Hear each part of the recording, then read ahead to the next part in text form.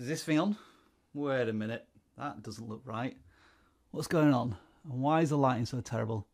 Sydney, can you give us a hand? Hey guys, welcome to How to Shoot a YouTube Video 101. My name is Sydney DeYongzin and I'm a filmmaker and YouTuber. I make a lot of filmmaking tips, camera gear reviews, and behind the scene vlogs. And so I'm gonna teach you everything that I know. vidIQ. vidIQ. vidIQ.com. Cameras. There's a lot of cameras out there and it can be confusing as to which camera to get. Do you get a mirrorless camera like this over here, or do you get a DSLR camera? And the answer to all of that is any of them works fine. No joke. Even with the phones out today, you can capture some really nice high quality visuals even at 4K. I'm gonna talk about this in another lesson, but the secret to a high quality video is actually audio. That's right. But now that we're done talking about cameras, let's talk about lenses. Now, a standard zoom lens is usually the kit lens that comes with your camera, and that lens works just fine. There's also the wide-angle zoom lens, which has an advantage over the standard zoom kit lens because you get a wider perspective, and also, if you're vlogging or making a tutorial, you don't have to hold out the camera as far because with a wide-angle zoom lens, you can actually hold it a lot closer, making your mouth closer to the microphone, therefore capturing much cleaner audio. Audio. Now, here's a little secret. Audio is much more important than video when it comes to making videos. And the reason why is because you can forgive bad visuals, but it's really hard to not get distracted if the audio sounds really, really bad. For example, you're looking at a very well-composed shot, the lighting is great, but if the audio sounds bad and I'm trying to explain to you something important, then you're gonna miss out on what I have to say and it's just gonna be very, very, very distracting. Right? Just like camera bodies and lenses, there are different types of audio mics out there, but the two very common audio mics that a lot of YouTubers like to use are either shotgun mics or lavalier mics. Shotgun mics are usually the audio mics that you see that are on top of cameras. The mic that I'm using right now is a shotgun mic. I've kind of rigged it up on a C-stand where it acts as a boom mic. Lavalier mics or lav mics are those tiny little microphones that you could clip to your jacket or to your shirt.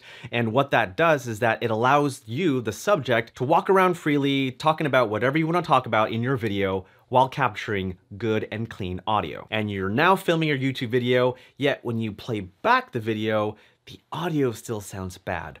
Why? Make sure to consider the environment that you're filming in. For example, the audio that you're hearing right now sounds pretty good because I'm pretty close to the microphone. It's about maybe 8 inches away from my mouth. But if I were to step away, like at this distance, then you might hear some reverb and my audio might not sound as good as it would right over here. The filming is about to begin, but before you actually grab your camera and start filming, although you can, maybe try planning it out a little bit. If you do plan on making a vlog and say that you're meeting up with some friends at a coffee shop, well, maybe think of a backup location to meet up with your friends just in case the owners of that coffee shop say, hey, get out of here, YouTubers. No YouTubing around. If you're making a different type of YouTube video, like maybe a tutorial or a product review video, then of course you're gonna have to prepare by making some sort of bullet points. Maybe not as specific as a actual script and read it off a teleprompter, which I highly advise you don't do, but at the very least, jot a couple of things down so that you know what to talk about when you're filming. Try to plan as much as you can, hope for the best, and then plan for the worst. And the reason why you want to plan for the worst is that if things get disrupted while you're filming, then at least you won't be too disheartened when things don't go according to plan. You want to make sure that you have enough batteries. If you can, try to bring a camera bag, and that way you have space to store your camera and camera accessories. Also, gear is really heavy. You put all that weight in your back, you get tired real fast, and hungry. Pack snacks. Okay, so you've got your gear, everything's prepped, you got your extra batteries, you are good to go, you are ready to film.